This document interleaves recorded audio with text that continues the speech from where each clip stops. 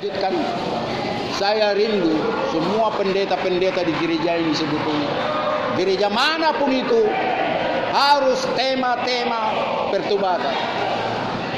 Harus tema-tema di mana orang bertobat, meninggalkan hasil rampokannya dan sebagainya. Dan kata bahagia yang selanjutnya apa?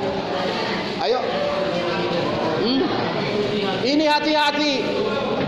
Saya kira tadi saudara sudah nempel. Itu yang keenam. Kata bahagia yang keenam. Berbahagialah orang yang suci hatinya, karena mereka akan melihat Tuhan.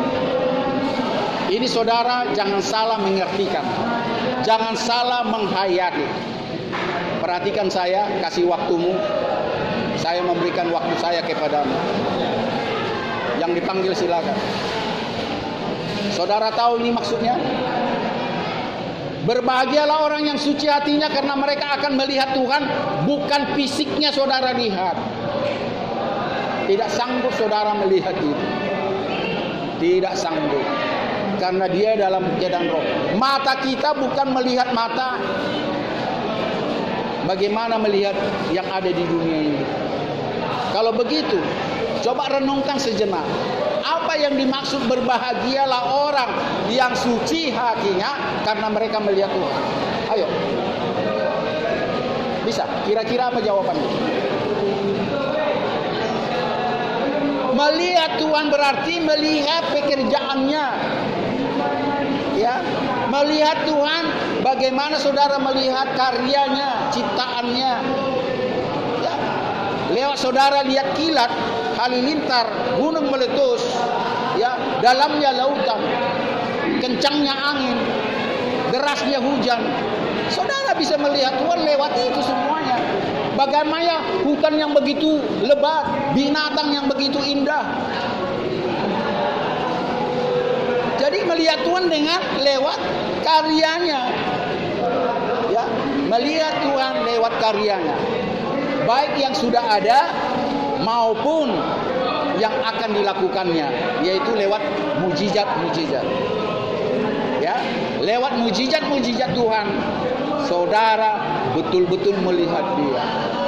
Ya, orang yang sakit disembuhkan, orang yang frustrasi dikuatkan, orang yang mau bunuh diri ditobatkan, orang yang mati sekalipun dihidupkan kembali.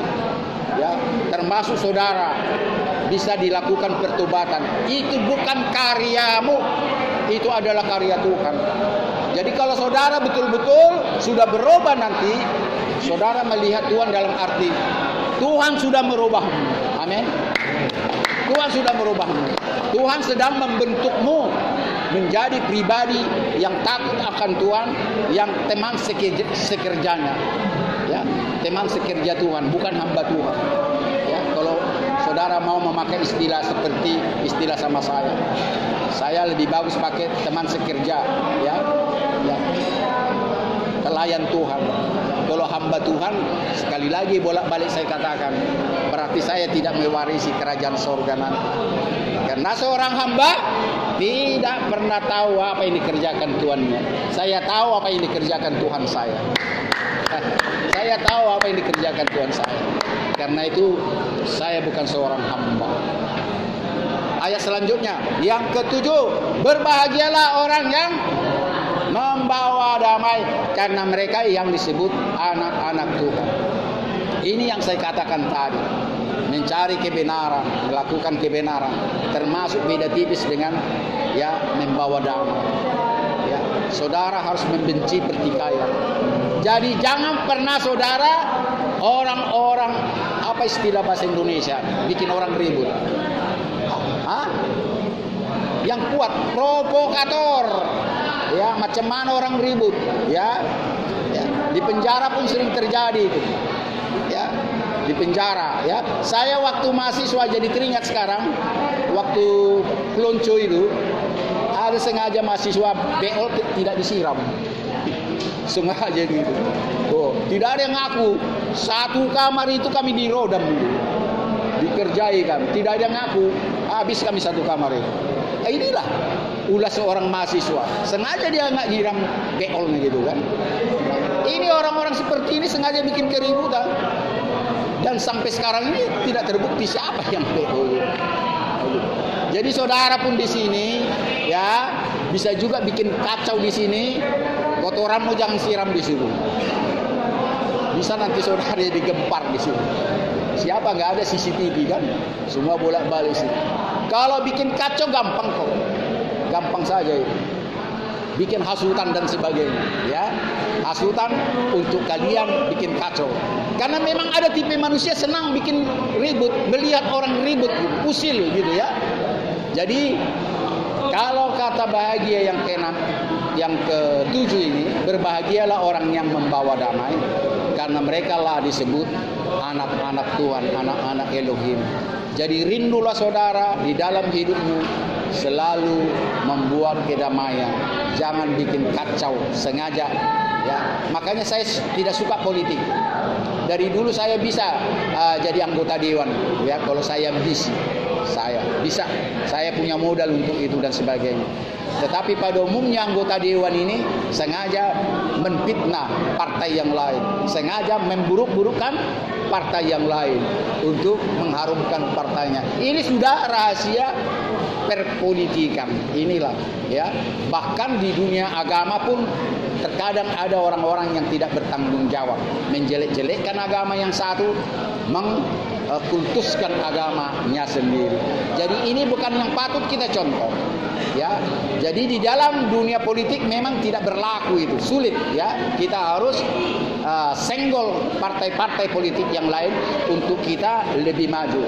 Yang terakhir, yang ke-8, berbahagialah orang yang dianiaya, yang dicela, dan yang difitnahkan segala sesuatu kepadamu, karena mereka akan mempunyai kerajaan surga. Jadi jangan takut saudaraku melakukan kebenaran. Ya, Indonesia semakin baik sekarang ini. Ya, walaupun di sana sini masih ada hal-hal yang tidak baik, tetapi pada umumnya Indonesia dalam kerukunan beragama sudah semakin baik. Di era Jokowi, kalau sebelumnya masih kacau balau dan apa semuanya, banyak terlibat hal-hal yang kita tidak menyukakan hati. Jadi itu yang bisa saya sampaikan kepada kawan, saudara harus ingat itu. Ya, 8 kata bahagia itu. Kita ulangi dulu dari pertama. Berbahagialah orang yang miskin di hadapan Tuhan, karena mereka lah yang punya kerajaan surga. 3 ya.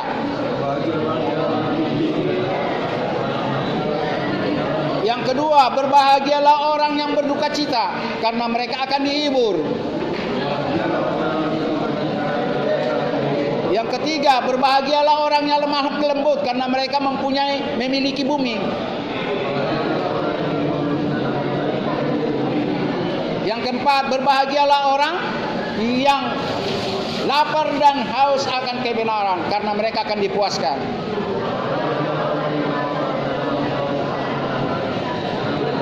Berbahagialah yang murah hati, karena mereka akan diberikan kemurahan.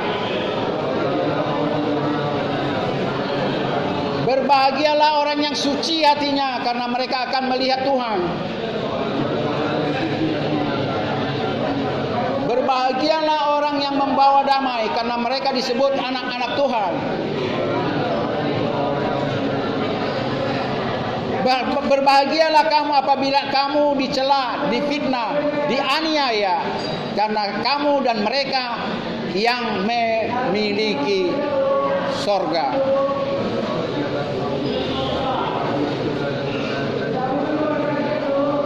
Dan dua ayat terakhir dikatakan begini: bergembira dan bersukacitalah, karena upahmu besar di sorga. Ya, ayat terakhir itu. Jadi ini saudaraku, ingatlah ini. Ya, ingat, saudara harus punya kerinduan. Ada kata 8 berbahagia yang jangan saudara lupa. Jadi kalau saudara ingat ini, ada kemungkinan saudara bisa membantu orang yang bikin ribut, yang melakukan kejahatan, saudara bisa membantunya membuat damai sehingga mereka tidak berseteru lagi. Amin. Ya, jadi yang terakhir saya mau katakan kepadamu sebelum saya akhiri. Bolak-balik sudah disampaikan kepadamu itu saya bilang, ya.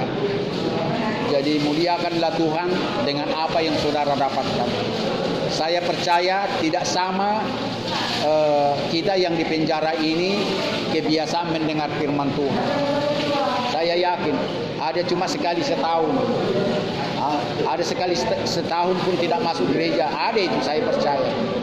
Dan ada yang rajin tetapi hanya kebiasaan. Ya, datang pulang, datang pulang, datang pulang.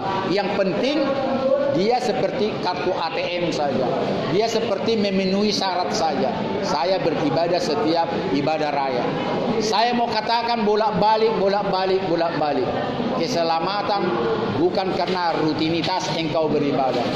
Keselamatan bukan hanya karena rutinitas engkau berdoa. Tidak cukup itu. Keselamatan pun tidak hanya merenungkan firman Tuhan siang dan malam. Keselamatan yang paling pertama adalah saudara rindu. Rindu seperti Yesus, seperti Tuhan. Kalau sudah rindu saudara, otomatis itu orang yang rindu sama seperti dia dalam sengsaranya, pasti dia akan beribadah itu. Yakin. Jadi jangan balikkan. Orang yang beribadah karena orang rindu, bukan semata-mata mau dapat berkat. Itu sudah otomatis. Dan saudara tanpa dipaksa, tanpa diajak, saudara pasti rajin beribadah. Rajin untuk merenungkan firman Tuhan, membaca, mendengar, rajin dalam pertemuan-pertemuan ibadah. Itulah otomatis, termasuk memberikan sedekah tadi. Kalau saudara sudah percaya, sudah diberikan keselamatan, dan saudara sudah diberkati Tuhan, maka saudara akan memberkati orang lain. Amin. Itu dengan sendirinya. Bukan hanya saudara mengharapkan berkat lagi. Karena keselamatan sudah saudara dapat. Apalagi berkat-berkat, makan dan minum, pakaian, rumah dan sebagainya. Itu seberapa lah itu. Karena upahmu besar di sebuah. Ikuti perkataan saya yang terakhir. Bergembira dan berbahagialah, bersenanglah. Bergembira, bersenang-senanglah. Ayo ikuti saya. Bergembira dan bersukacitalah, karena upahmu besar di sorga. Itu kalimat terakhir. Tuhan memberkati. Shalom. Saya tinggal ya.